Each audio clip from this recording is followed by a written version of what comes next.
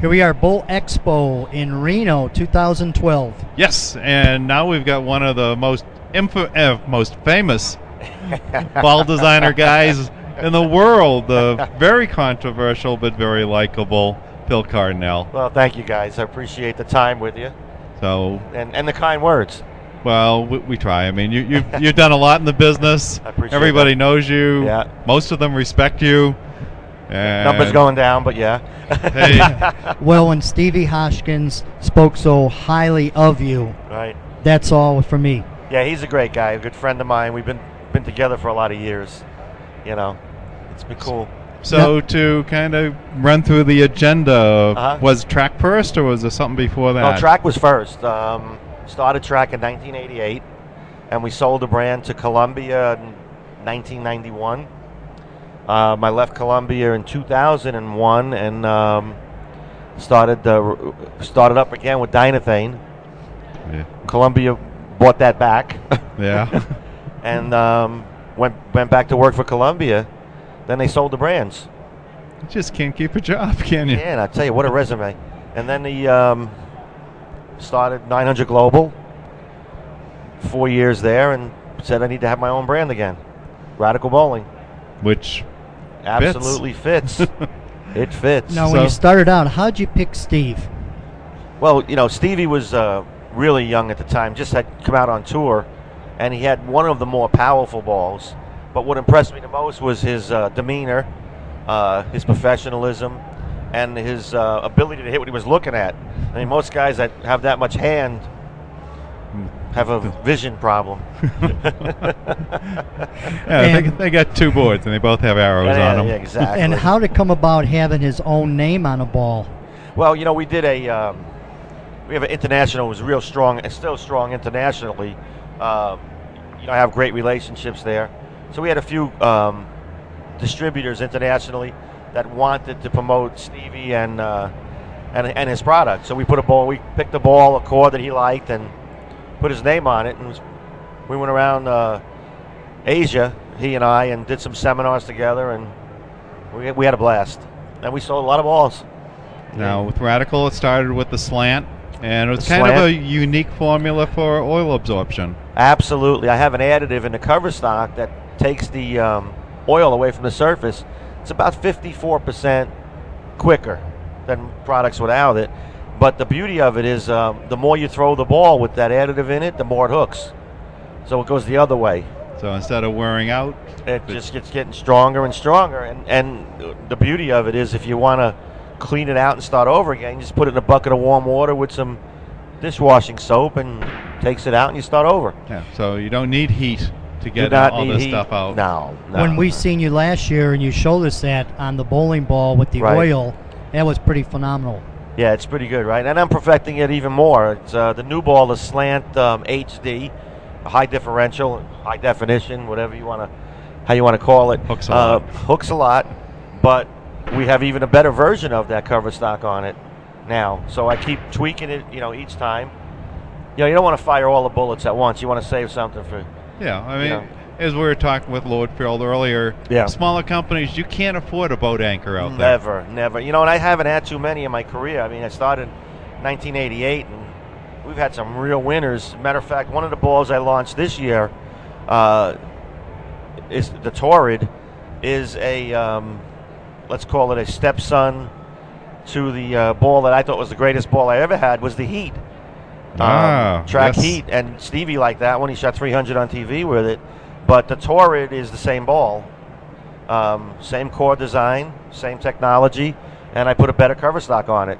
Wow. So I'm really excited about it. So we're seeing a lot of bowling balls that were out coming back again. And absolutely. I mean, you got to run out of names sooner or later. You know, the funny part about that is, it's funny to say that, you know, if you take a ball that was very popular, let's say in the 80s and 90s, that ball still rolls good. It's just that the environment has changed. There's more oil on the lanes.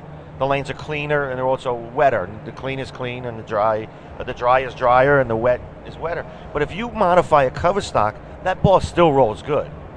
Mm-hmm. So, you know, if the core matched then with those cover stocks, and you get the right cover stock on it now and match it, you make a great ball again. So But people get caught up in new. Eventually, it's going to have to be what works, not so much what's just new. Yeah, because there's a lot of great bowling balls Absolutely. that come out, Yeah. but because of marketing, well, we got to come out with a new one now. Right. And that one goes by the wayside, and you see on websites and Facebook, hey, anybody got one of these? Anybody got one of them? And and my philosophy, is to not do that. Now we're in our second year. The first year we came out with we had three balls in the slant line and 2 balls in the mid price. Well, we took 1 ball out now and added 1. So the other balls are still on the line. They still work. People are still buying them, still selling. Why do you have to change it? And it's not. I didn't invent the wheel. If I come up with something that new, then we'll introduce it. And if you have a product that's good, a ball that's good, people will find out about it. Right. And a lot of them, their balls have been out for a while. They didn't even know. Absolutely. What is that? Right. They'll go out and buy it. Sure. And the big problem that I hear from my customers is, well, I threw this ball. I like it. I want to get it again. Well, it's discontinued. I can't get it. Exactly. Well, if the ball rolls good and people want to still buy it, why isn't it still available? I always joke about it. I say, well, July 1st is Happy New Ball Day. Everybody has all new product. Was every ball you had last year obsolete, and why? What makes it obsolete? If you invented something new and you have new technology, yes, bring that out. But if balls are still rolling good and people are still buying them, it doesn't have to be new every year. Yeah, because there's that 1 or 2 balls that come out every year. Absolutely. We'll throw some names: Black Widow, Right. Cell. Yep. Everyone can use a ball like that. Sure. And then it gets tweaked, and all of a sudden the original's gone. Same. Right. And the original was the best one. In some cases, it was the best one, and it's not available. The one was another classic. The one was a classic. Absolutely. Why did they even come out with another ball after that one? Still be making it. Yeah. So we took that concept with the slant. We use the same core, and I'll just manipulate cover stocks. And now this year we made the density on the flip block a little higher. Took the same exact core, changed the density, held all the numbers the same except the differential went up. So the RG is the same, the mid diff is the same. I just changed the overall differential. I got a little bit better version of it, but my core design is the same. It's not a new core; it's the same core. So if you want to do a demonstration, you can go out with a 6-ball bag instead of a minivan. Yep, exactly right. Yeah, which is, I always get a kick out of people go to league. They come in with a 6-ball package for league. And, it's a place you bowled in for 36 weeks. Is today the day that they put the tour shot out? Well, I'll guarantee if they do come in with the 2 balls, it will be that way. Yeah, exactly. Well, a lot of people have favorite balls. Right. And case in point, like you were saying, after a while, people may change their style a little bit. Right. They love that ball, and they want to get a new one. They don't want to plug that and try to re-drill it. Right. So, and then not around anymore. No, now they know what that ball did, but now they got to kind of figure out. Sure. And that's exactly right. The guy wants to replace what he has, and it's impossible. A year now is a long time for a ball. Yes. Whereas if you go back to the days, when I started in the industry, we would make 2 balls in a year and sell them the next year. Go back to the days of the black UDOT. Black hammers. Right. Forever. Blue hammers. They were great classic balls. They still roll good. Yeah. And the cover stock is all that's got to be tweaked. You just put a little more juice in the cover stock and let it hook a little bit more, and it matches up. Yeah, going back to that era when Larry Lichstein used to do his ball reviews. It was a page. That was it. Now the books. 20 balls a month in some cases. If you look at Bowling This Month and Bowler's Journal and their review pages, there's absolutely incredible. How can that happen? Yeah, you see that. BTM has a great guide of putting all the balls on this graph. But why are there so many? And they do a good job of keeping a chronological order of it. Yep. But if you go back and look at that page, some of those balls aren't available. Yeah. And it's, not even a year.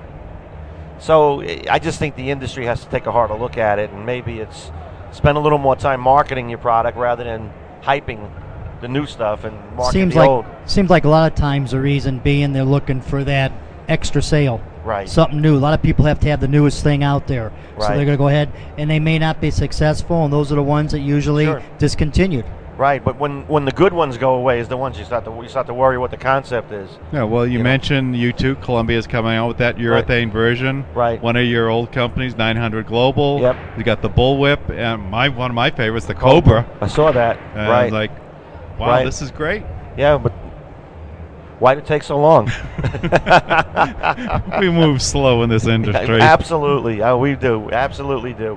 You know, it's an evolution. People have to learn a little bit more. And you know, I did an analysis a while back on how much it would cost you to launch a new ball versus marketing the one you had, and it's an astronomical number to come out with a new product Yeah, rather than spend that money to market the old ones. Yeah, because that new product, it starts at the Pro Tour level, then it goes Right. to your higher tournament players, Right. then your high league bowlers, Right. and then a new ball is out. It hasn't Absolutely. saturated the market. Right. And now you're getting into the majority, the 150 to 180 bowler, who can go up 20, 30 pins Sure. with a new ball. And you know, he's the guy that wants to buy it when it comes out, but you know, your marketing alone. You have the ad campaigns, the seed balls, the staff balls, and so on and so forth. Took all of that, add those dollars up, it might be a little bit more beneficial to simply market the ones that are selling and just keep marketing them. You know, run specials on them and reintroduce them, you know, without changes to the public. Yeah, I mean, there's You know.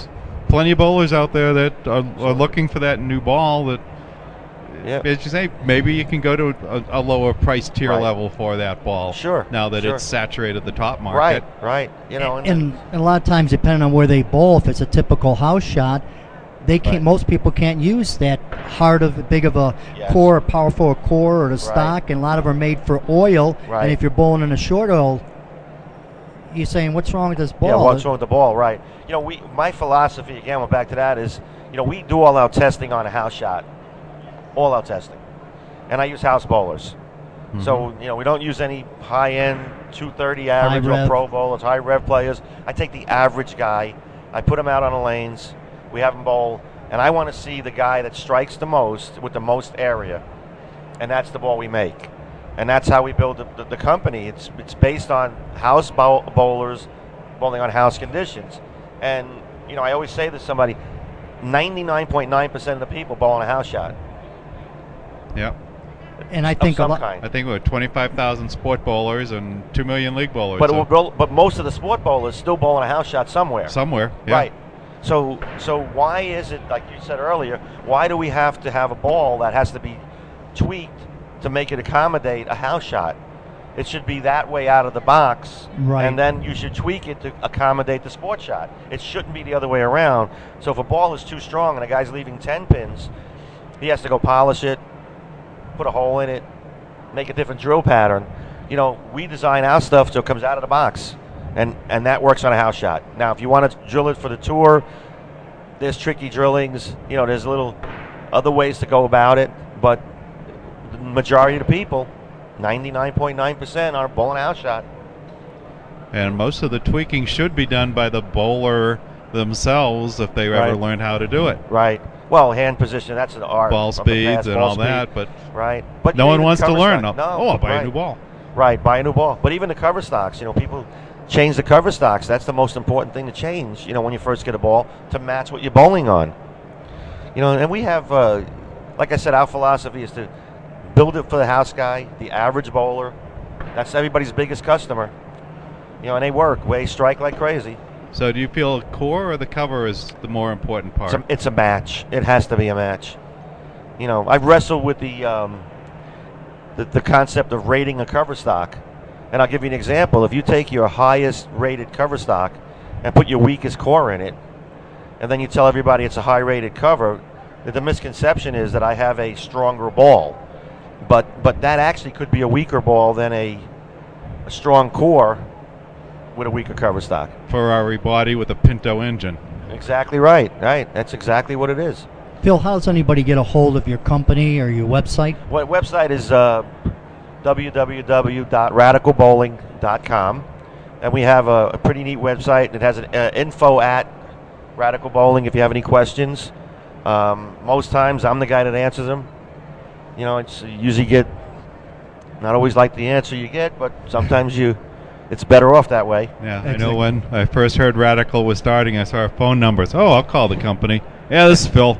That's it. That's it. I'll answer the phone, but just as many times as not. So it's, you call, you're going to get me. And like I said, when we get the questions that come in on the website, I look at them and I'll answer them. Fantastic. Well, we Yep. appreciate you coming on, and Hey, good my luck. pleasure, guys. I enjoyed We'll it. be Thank talking you. to you. Thanks again. Bye-bye. Bye now. Right.